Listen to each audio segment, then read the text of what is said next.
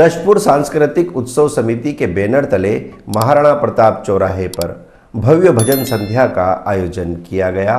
मंत्रमुग्ध हुए श्रद्धालुजन।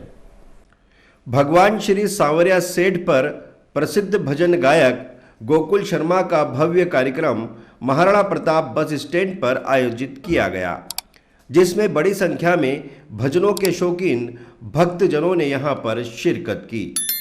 दशपुर जागृति उत्सव समिति के बैनर तले आयोजित भव्य भजन संध्या ने नई ऊंचाइयों को यहां पर छुआ है। पूरा परिसर भक्तजनों से यहां पर खचाखच भरा हुआ नजर आया और भक्तिमय माहौल ने सभी को मंत्रमुग्ध कर दिया। श्री सांवरिया संकीर्तन की गूंज के बीच श्रद्धालु झूम रहे थे।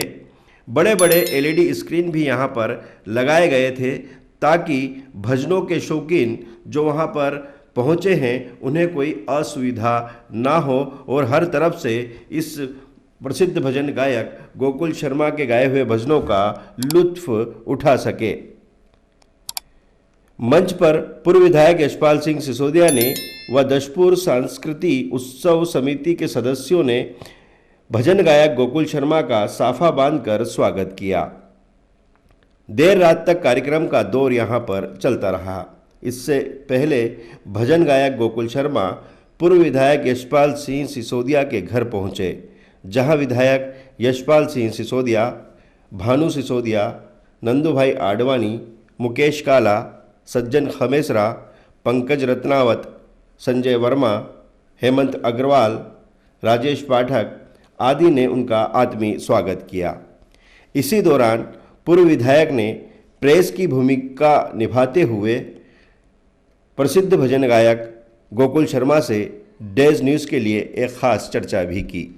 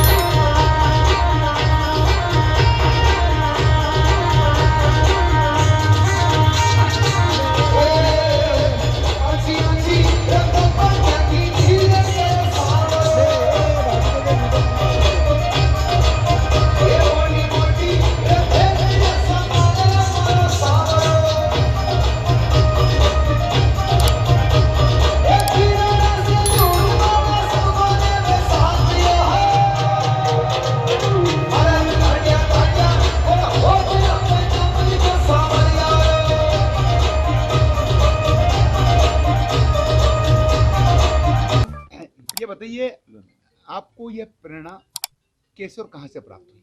ये तो मैं स्कूल टाइम से ही है जी। और फिर क्या ठाकुर जी का भजन गाया मैंने आज के 4 साल पहले। सांवरिया सेठ दे पहला भजन वही गाया था, उससे पहले दूसरे भजन गाते थे, तो वो भजन चला तो उसके बाद में ठाकुर जी ने चरणों में लगा लिया, उससे हो गया। आपकी जो लोकप्रियता बढ़ रही है दिन प्रतिदिन, उसके प्रति आप अपने जो प्रशंसक हैं उनके बारे में क्या कहेंगे? वो सब उनके पीछे ही हूँ मैं, और वो सब ठाकुर जी के भक्त हैं, वो भजन सुनते हैं, सब उनके पीछे ही है। बाकी मेरे में ऐसा कोई खास बात नहीं है, ये लगता है।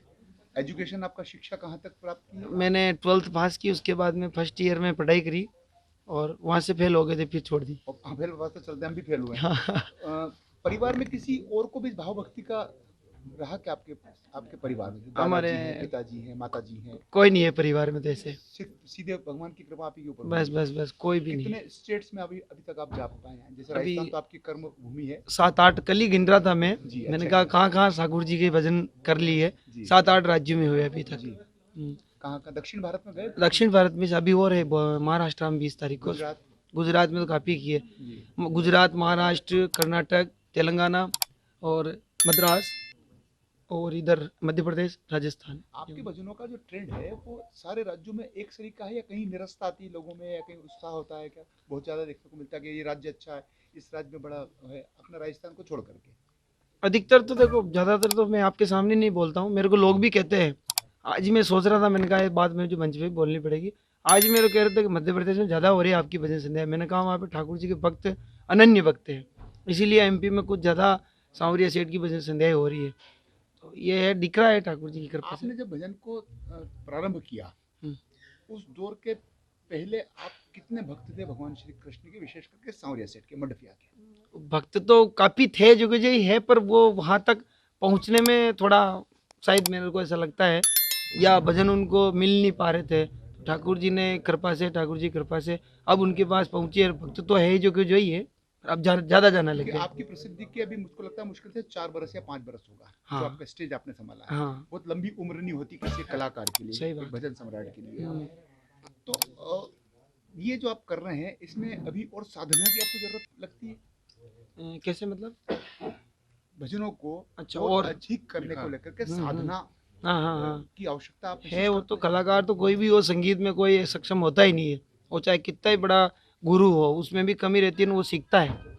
जहाँ हम जाते हैं, नेक्स्ट डे उससे आगे आगे हर रोज सीखने में मिलता है। अंतिम प्रश्न मेरा, भजन के दौरान हम्म। उस दिव्य और भव्य जो कार्यक्रम होता है, जो आपके जो प्रशंसक होते हैं, जो भक्तगण होते हैं, उस पर बीच में कहीं कोई श्रोता या किसी व्यक्ति के द्वारा या किसी ग्रुप के द्वारा कोई फुहड़ता यदि हो जाती है, उस समय आप क्या करते हैं? और बहुत गुस्सा आता है, मन दुखता है। फिर ऐसा दिल करता है कि चलो फिर चले।